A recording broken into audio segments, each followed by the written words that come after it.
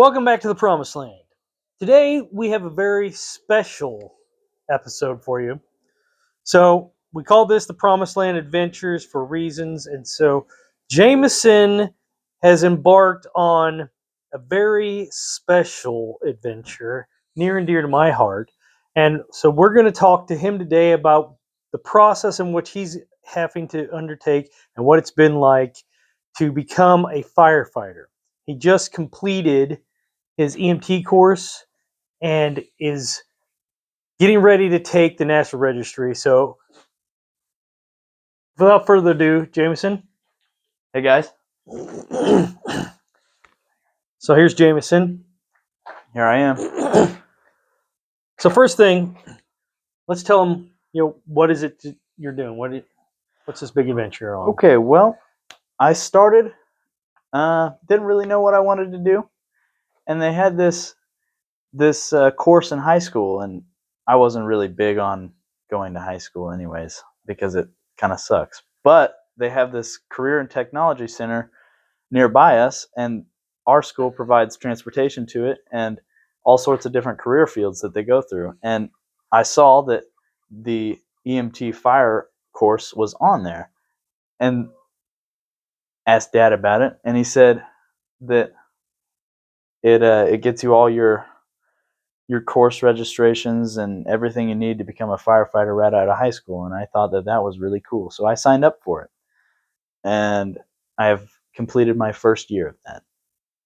First year. And what was that? What did that entail? Well, that entailed the EMT course. Fire 1 and 2 is next year.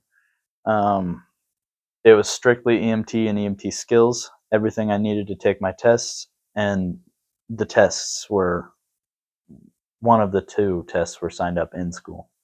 Okay. And so you keep talking about these tests, and they talk about the National Registry. What is that? What is the National Registry for someone that doesn't know what that is? So the National Registry is the company, I guess, the Governing entity. the governing entity of the licenses and what you need to become an EMT. So your National Registry tests are the tests that you have to go through and pass in order to get your EMT license to become an actual registered EMT. Yeah, so it's actually a organization that certifies you in most states except the National Registry, correct? Yeah, 50 out of 55, I think. So And most of them are just like 55 weird little things. There's only 50 states, right? Oh, I said 55. Hence why Canada could be the 51st state. 45 out of 50 like 48 states. out of 50. 48, something like that. Yeah, I don't know. Like Florida doesn't accept it or something. Yeah. I don't know. So basically, you get nationally registered, yeah, and then you can get a license in almost any state. Pretty much. Yeah. And so you passed the class. What was that like? Well, it was a lot of studying, a lot of tests. He didn't want to go to school, so he took a harder class. Make good sense. Well, was it challenging? At times there were some things that were very challenging. Most of the class was, the like CPR and stuff. That was cool. We learned all sorts of skills that you need to know. The challenging part was staying awake like during our 2-hour lectures. Lots of lectures. EMT school is a lot of school and less skill than I expected. Mm-hmm. It's a college level course, though. You can take this as a college. Yes. Most people do, but you took it as a high schooler. Yes, and I would say that any regular person can pass the class if they put in any little bit of effort. So okay. What did you like the most about it? What I liked the most, I created a good bond with a lot of friends there. I enjoyed bringing real life skills from high school into my life and learning things that were useful and feeling like it wasn't a waste of my time. Okay. What did you like the least about it? NIMS training. What is NIMS? Oh, I don't remember what NIMS stands for. National Incident Management System is what it stands for. Yeah, the NIMS training was awful. Lots of hours of stupid thing, website thing. Um, it it sucked. It was like a whole week of us just sitting down in class, staring at our computers and waiting for the stupid little tests to be over. Okay. All right. And so you passed the class. What grade did you get in class? I think I passed with a B minus, B plus, something like that.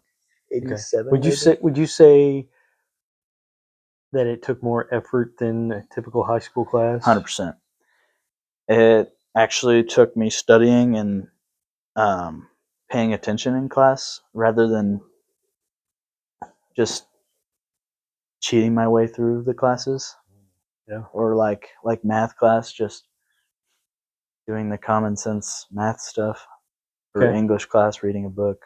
Right. It was a lot of actual study time, which granted we had a lot of time in class because the course is lengthened. We had a lot of study. Most of my studying was done in class because he gave us time to do so. But in the college level course, I believe that there is none of that. It is learn the stuff, do the tests, and homework on your own. And then after the class is over, then what did you? What's the next step? So once we finished all of our skills, which entailed of airway management, trauma management, um, a medical assessment, a trauma assessment,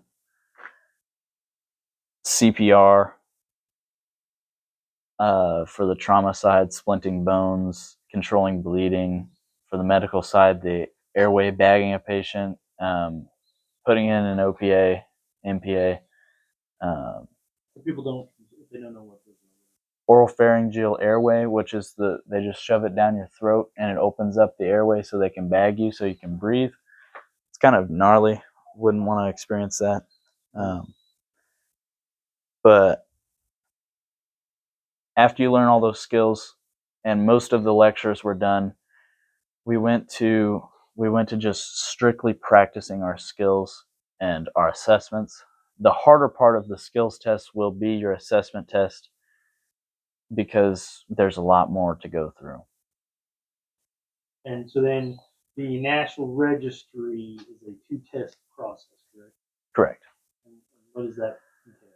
So the first test is, well, technically, I guess you could take it the opposite way, but I tested first on the skills, which the skills test entailed of we showed up that day, we went inside, we sat and waited till our name was called, and then we walked into a room. They asked you if you want to do your assessment or your skills first. They give you 3 skills, and then you have 1 assessment on a live patient, an actor, and yeah. Okay. What was that like? Very nerve-wracking. I was stressed out all day, all night. Didn't sleep much. Very stressful. Pounded a monster that morning. Got breakfast, barely. Yeah. Then sat in the parking lot for a while because we showed up way too early. But you can never be too early. But we In the were. fire service, we have a saying that if you're early, you're on time. If you're on time, you're late. If you're late, don't bother showing up. Well, we were early. We were like an hour early, so we were way on time. But then once we walked in, you showed some identification, and if you didn't sign up online, you had to put your name down, and then you walk in and you go sit down in their seating area. They play some stupid movie that doesn't take the nerves off anyway because you're still stressed out. And then since we were the earliest time, there was no like waiting. There wasn't a lot of waiting for us. I was one of the first people they called. So luckily that was good because I was stressed out. But once you're called, they give you a little card thing, at least where we were. They give you your card. You walk to your room. You meet your instructor guy or girl. sitting behind the little thing, and they got a notepad thing, and they look like they're judging you the entire time, which I guess they are.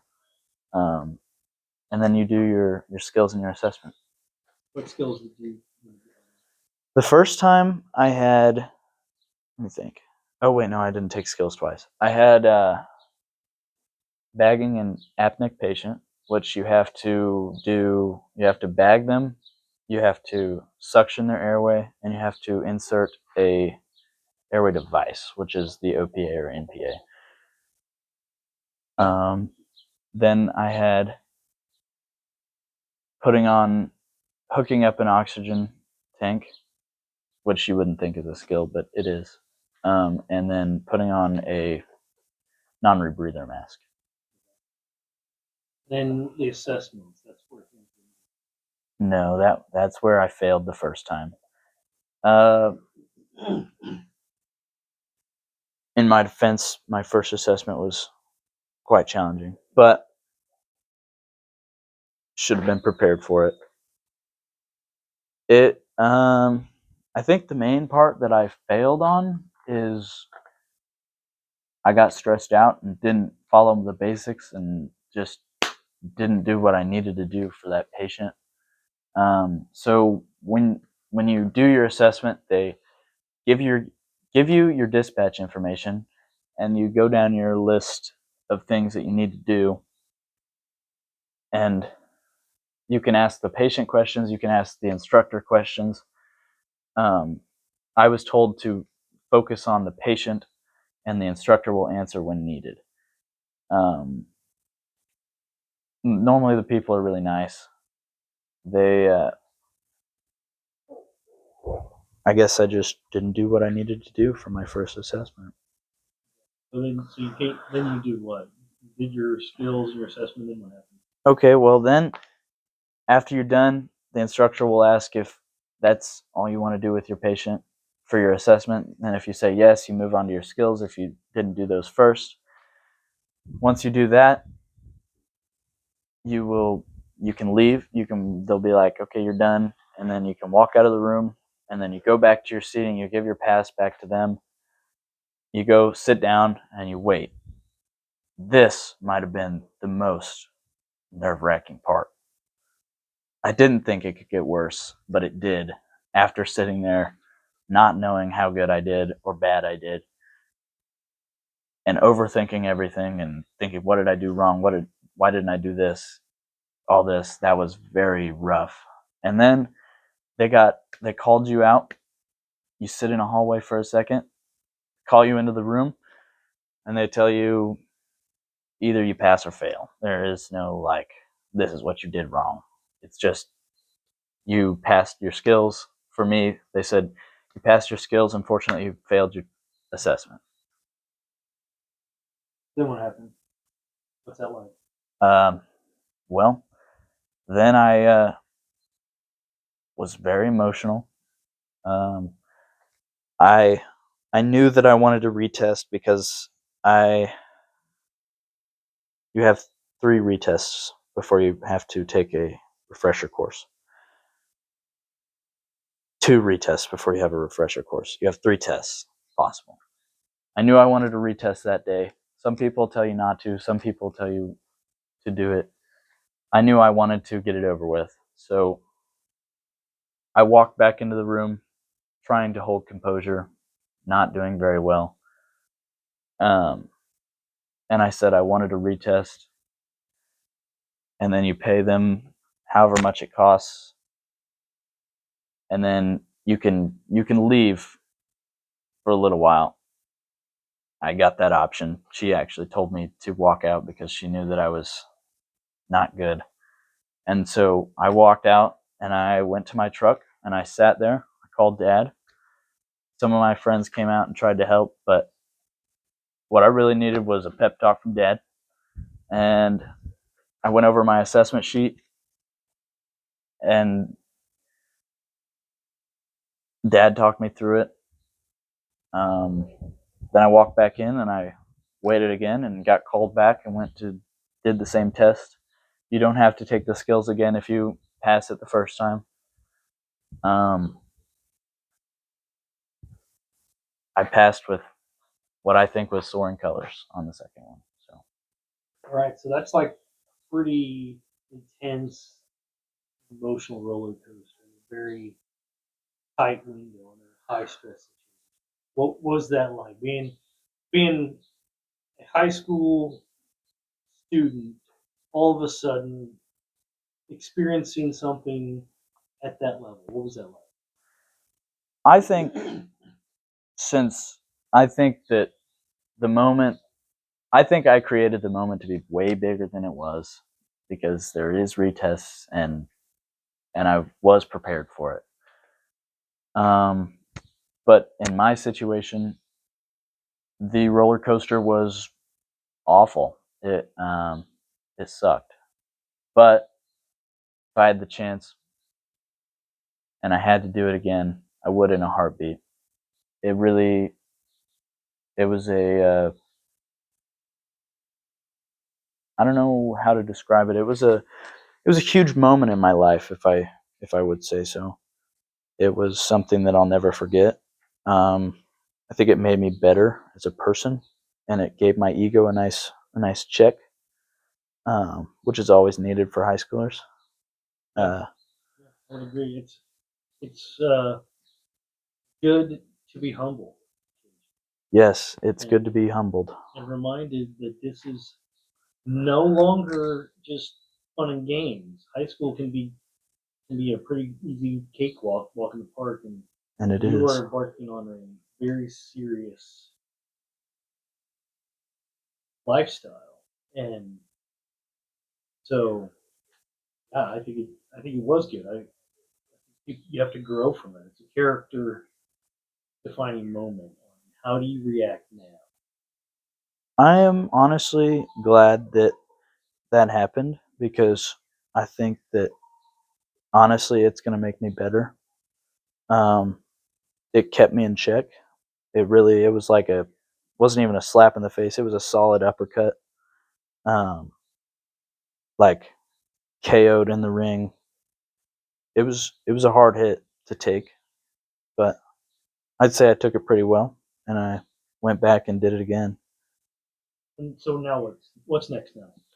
Well, now after that whole roller coaster of emotions, you would think, you know, ah, I can rest easy. But now actually is really the time that it's time to put your nose to the grindstone and just study, study, study, because now comes the written portion of the test, Done. which is said to be the harder part. So,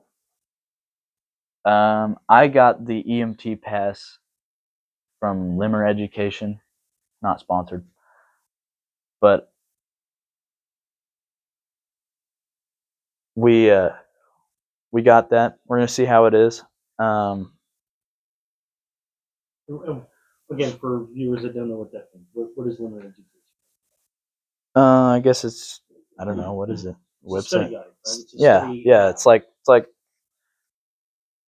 study website thing that you can download it on your phone. It's a Called test preps. yeah. So it's just a study guide so that you can get ready for the test. It has like people who had created the tests in the past made this study thing for upcoming EMTs to make it easy on you. You'll have a couple of practice tests that are like live action that sit down and do them the whole thing. See if you're ready, pass or fail on those. And then you have the actual like studying portion where you can like do like flashcards or test questions. And at least I think I haven't tried it yet, but And so you schedule the written test. yes, it's not as hard as you would think. You get an email. Well, so you first you have to pass the class and finish the class. Once you do that, your instructor will approve you to take the test. You have, and then I think you have to do the skills first, right? and then you have to get approved for that. Once you do that, you'll get an email, and it will have a link in it, and you can click on the link, make an account, sign up for a date, and then you're scheduled, basically. How much time do you have? Less than a month. I have less than a month to prepare myself for the first test. And then after you pass that, you'll be a licensed EMT? Yes. No. You'll be a certified EMT. Well, I can't be licensed until I'm 18. Apply for your license. Oh, okay. The state actually issues you. So I'll be certified.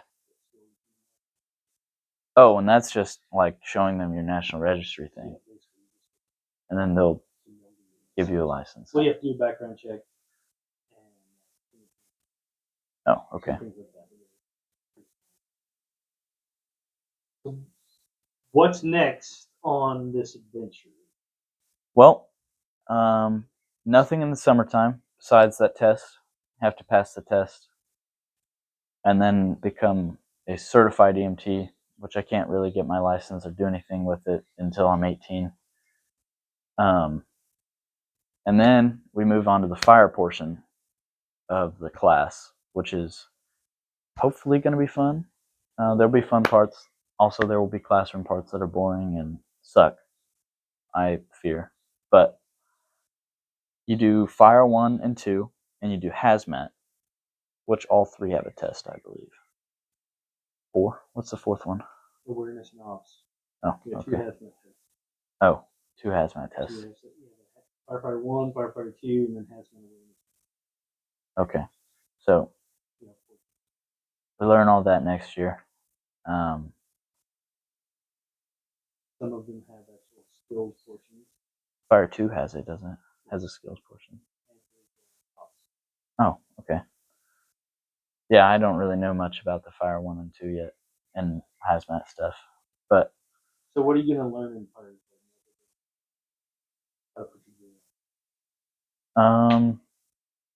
putting learn about hoses and nozzles and the truck, ladders, knots, putting out fires, live fires. We'll do live burns next year.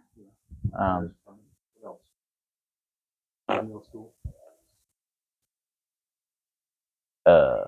I don't know what you're referring to. Smoke rooms. Extrication. Oh yeah, car extrications. They have some cars. Yeah. Jaws of life, as people like to know. Yeah. We'll get to do that. We're gonna get to manual cars. You're also gonna learn forcible entry on how to force doors. Yep, they have that thing in the Hit things really bay. hard. Yeah. It's a lot of fun. Yeah. Right.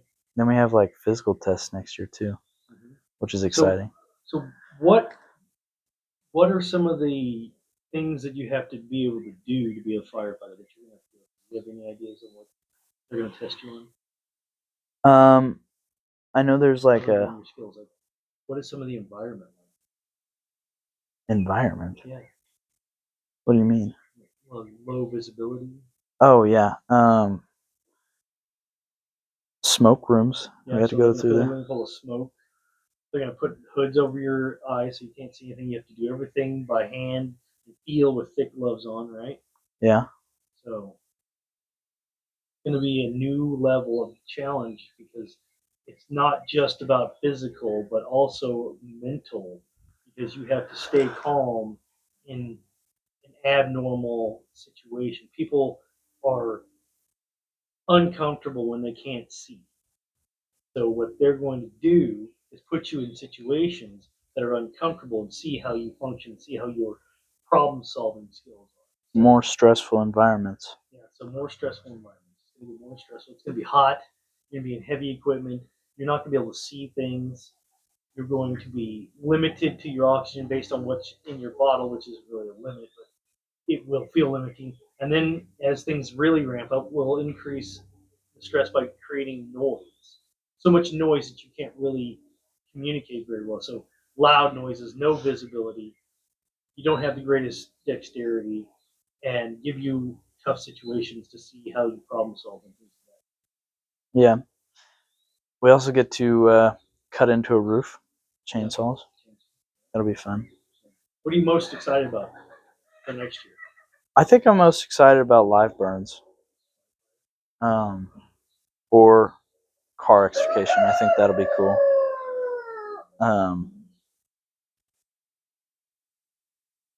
Excited? I'm stoked. I am excited for the more physical part of what I want to do with my life because after sitting in that classroom for a whole year, I'm ready to get out and do some fun stuff.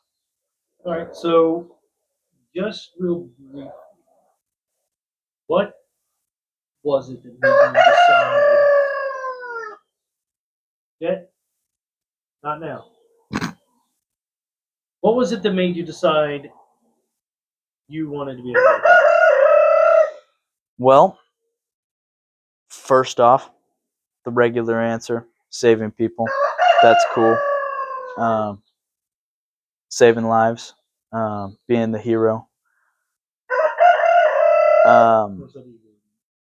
There's the ego. Yep, the ego side of firefighting. I also like working out a lot. Okay. And that seems to play a role in the firefighting EMT life. Staying physical. I want to have a physical job.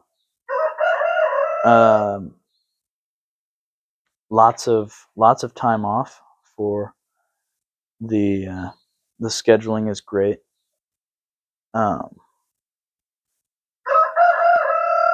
Growing up around it really had a factor in it. Seeing everybody's like the bond that the firefighter brotherhood creates. That's something that you don't see very many workplaces have.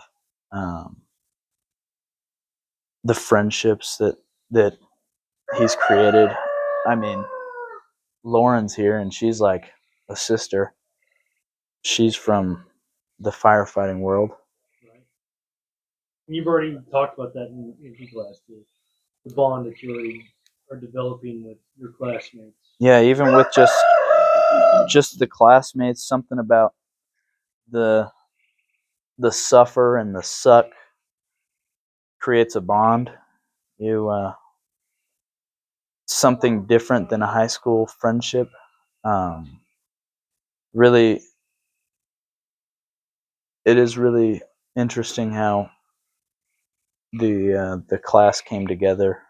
So much diversity, and yet we all came together and became friends and can rely on each other now. Right. And as you progress through this, you get your own crew, your own department. You will learn like what it is to be able to rely on someone at a truly almost spiritual level. If something terrible happens, they're coming to get you. Yeah, that's There's no question. You just can't find that somewhere else. It really is something that not a lot of people will understand. All right. Well, this has been exciting and I hope it's been informational for people, or if anybody's interested or curious about this at all, hopefully you get kind of a different insight of this. We're going to continue this story, the saga of Jamison's journey next year when the Fat Fire Academy starts. Obviously, we'll give you some updates. Hopefully, maybe we can get you some footage of live fire burns while Jameson is going through. If we can get some If I can get some GoPro footage, that'd be pretty freaking cool. But and hopefully we can follow this to the completion of Jamison's swearing in ceremony when he gets a job in the fire service. God willing, sometime this time next year. That would be very, very awesome. Beginning / ending to the first part of the story, first chapter. First chapter of this. Well, hope you liked like this video. Don't forget to like and subscribe. Follow us. If you have any questions, comment. We'll be happy to answer your questions. Jamison will be happy to answer your questions. He's got more experience, so. Jamison will be happy. Follow us on TikTok, TPLA, and See you next time. till the next time, Promised Land. I don't know.